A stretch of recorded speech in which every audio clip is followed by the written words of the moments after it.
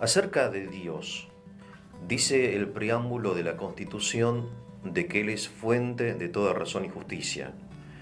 Ahora, en una declaración, digamos, que Dios tiene una función pública, no solamente privada o personal. Exactamente. ¿Es así? O sea, esa es la mentalidad de la Constitución argentina. Exactamente, porque si no, no lo hubiera mencionado de esa Y manera. no es el único lugar donde lo menciona No, Dios, me no, parece. no, ¿No? no. Hay 2 o 3 artículos Sí. que los actos privados, no sé qué, Claro, están reservados. exactamente, en el tema del aborto, exactamente, están conectadas las cosas. A ver, cuénteme.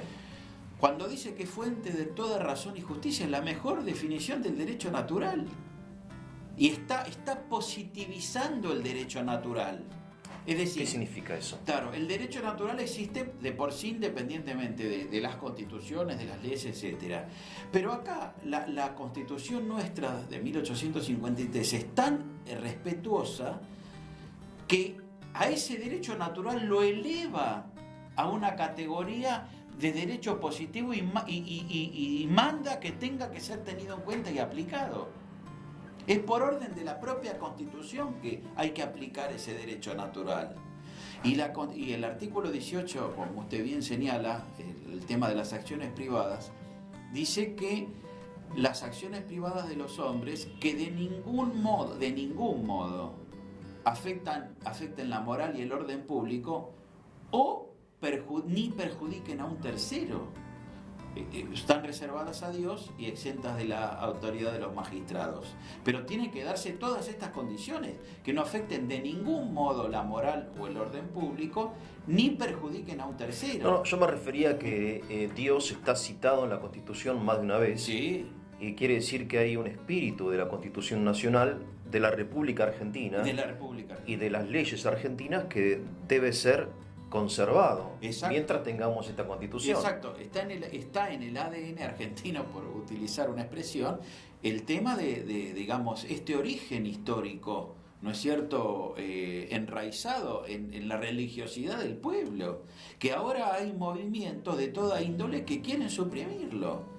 Quieren suprimirlo en contra de este origen histórico y de estas leyes y del sentir del pueblo, porque hay que tener en cuenta el sentir del pueblo. Hay constitución formal, en las constituciones se puede hablar de constitución formal y de constitución real. ¿Cuál es la constitución real del pueblo argentino? Es que es religioso. Entonces eso no se puede, es generar violencia contra el pueblo querer cambiar esto, ¿no? Digamos, son embates que tienen una finalidad muy clara. No es casualidad que se discuta todo esto y que quieran sacar a Dios de toda la vida pública. Quieren prohibir los crucifijos en los tribunales, en los edificios públicos. Quieren limitar el ingreso de los sacerdotes en los hospitales públicos para que asistan a los moribundos, para que vayan a asistirlos en las cárceles. No, todo eso no es casualidad, porque dicen, no, esto es para la vida privada. De las escuelas públicas, este fallo de la Corte que hubo el año pasado en el caso Castillo, de las escuelas públicas de Salta que impartían religión, pero imparten religión desde hace 2 siglos, de más. Y las constituciones locales la permitían, y el tratado de la Convención Americana de Derechos Humanos dice que los padres tienen derecho a que sus hijos reciban la educación moral y religiosa que sea conforme a sus convicciones.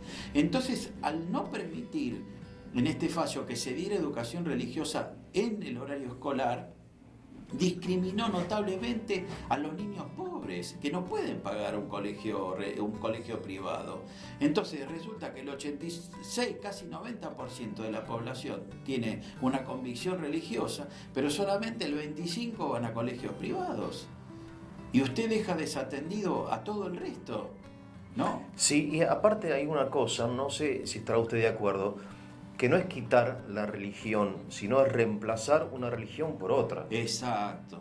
Que es la religión, no sé, del progreso, de la revolución, del socialismo, sí, no sé cómo llamarlo. Sí, es una especie del progresismo. Sí, es una especie de humanismo. De humanismo ateo. Sí, de humanismo ateo. Un humanismo ateo. Revolucionario, que da vuelta a todo, antinatural. Y es, en el fondo es un endiosamiento del ser humano, porque pasa a ser el hombre la medida de todas las cosas. Claro, porque uno dice, bueno, está bien, decidimos, sacamos la religión, pero ellos sacan la religión e implantan el marxismo, por ejemplo, que es una religión. Sí. El marxismo es una especie de religión secular, una ideología totalitaria, totalizante, que te explica desde Dios hasta la inflación. ¿no? El marxismo o digamos un humanismo ateo, sí, un ¿no? humanismo ateo, cualquier ideología, ¿sí? Que queda sometida al poder del funcionario de turno. Exactamente. Al criterio del funcionario de turno, ¿no? Y al final se hace en nombre de la libertad y termina siendo una imposición, ¿no? Claramente. Sí. Bueno, es muy interesante esto del lugar de Dios en la Constitución. Esto no quiere decir que uno vaya en contra de la libertad religiosa. No. Entiendo que si una persona no cree en Dios, no es que sea menos argentina o tenga menos derechos que una persona que cree en Dios, entiendo. No, de a ver, explíqueme, porque... No, de ninguna manera. A ver. No, acá hay un error de concepto. Muchos creen, sobre todo estos laicismos que quieren imponer, sí, que hay una obligación de los estados de ser neutro en materia religiosa. Y esa es una mentira. Es una mentira. Es una mentira absoluta. El orden internacional, digamos, de los tratados, reconoce que puede haber incluso estados confesionales. No es ilegítimo que haya. No estoy diciendo que quisiera que la Argentina lo fuera, ni que lo sea. Estoy señalando nada más para mostrar... los estados islámicos, por ejemplo. No sé si Israel no es confesional, el Estado de Israel. Sí. En cierta manera sí. En cierta manera sí. Pero bueno, los estados islámicos, hasta creo que nuestra reina, cuando de Holanda, no sé qué, yo no estoy mucho en el tema, pero la obligaron a hacerse luterana, creo. Una cosa así. Sí. Bueno, fue condición, ella lo asumió voluntariamente. Bueno, pero pero en el fondo hay que ver si no hubiera estado esa regla. No, en realidad no la obligaron a ser luterana. No. Entonces... No. Se casó bajo el rito, digamos, en una ceremonia. Pensé que había... No, ella sigue siendo católica. Sigue siendo católica. Bueno, pero de todas formas, sigue siendo Inglaterra es la reina. Lo que no sé si está educando a los hijos en la religión católica. Bien, bueno. Probablemente no. Me refiero, volviendo a eso, no es que el Estado necesariamente, para ser justo, tiene que ser neutral. No. Es más, porque es la historia de cada país. Exactamente. ¿Qué sé yo? Es más, un gran juez norteamericano de la Corte Suprema, Scalia, que falleció hace poco, cuando en una conferencia dijo neutralidad en Estados Unidos, que tiene normas, digamos, que el Estado no puede favorecer a ninguna religión en particular. Sí. Pero eso no quiere decir que no pueda contribuir o financiar o favorecer las actividades, digamos, las actividades de bien común que sean inherentes a las religiones. Por ejemplo, cuando van los evangélicos a las cárceles, que hacen un gran trabajo. ¿No es cierto? ¿El Estado no las puede favorecer acaso? Obviamente. Cuando esas monjas, que hay 2 o 3 órdenes que van y cuidan a los enfermos en las casas para que los familiares puedan descansar, ese es el carisma de ellas, ¿no puede favorecerlas acaso? ¿No están haciendo una actividad de bien común? Acá hay y de interés del Estado. Pero por supuesto, si es de bien común, es de interés del Estado, de toda la sociedad. Entonces, por eso este juez Scalia decía, neutralidad religiosa, ¿de dónde salió esto? Claro. Y tan es así que en Estados Unidos tienen esta cuestión que, bueno, lógicamente después se exportan a veces, ¿no? Para bien o para mal, las cuestiones jurídicas de Estados Unidos o de Europa a Latinoamérica.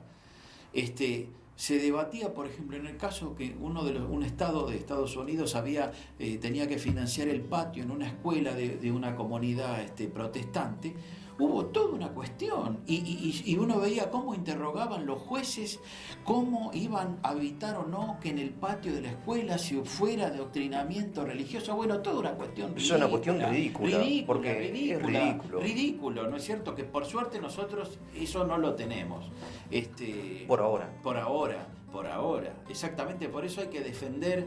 Porque cuando uno entra en la lógica del absurdo, después ya está. Sí. El absurdo tiene su propia lógica y empezamos con las tonterías que son interminables. Claro, pero que esconden este laicismo intolerante.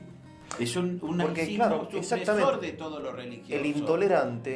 La intolerante no es la religión, al menos la cristiana, sino el laicismo. Exactamente. Es al revés. Pero de ninguna manera, es más... Ya no es la religión la que se mete en el Estado, sino el Estado el que, o cierto Estado, el que invade el terreno de la moral, de la educación. Ahora quieren educar la sexualidad de los chicos, o decirnos lo que está bien y lo que está mal. Claro. O sea, es un Estado que asume un papel de educador que no tiene. Que no tiene. Que no, ¿de dónde lo sacan? No, el primer papel, digamos, los primeros educadores son los padres. padres. Son los padres y digamos, una vez cuando hay estos debates, les pregunta, ¿pero de quién son los hijos? ¿Del Estado o de los padres? Porque parece que fueran hijos del Estado. Una cosa es que el Estado intervenga... Bueno, en el socialismo es del Estado. Claro, del Estado. Una cosa es que intervenga el Estado cuando los padres no cumplen su función, los dejan abandonados o les pueden causar un daño. Claro. Pero el derecho a educar en las convicciones morales y religiosas es un derecho natural, que además es reconocido por los tratados. Y fíjese, padre, que están así, que a veces hablan digamos, del cristianismo, de la iglesia, etcétera, etcétera, sus imposiciones. Una de las cuestiones claves de la libertad religiosa la plantea Santo Tomás de Aquino, ¿no?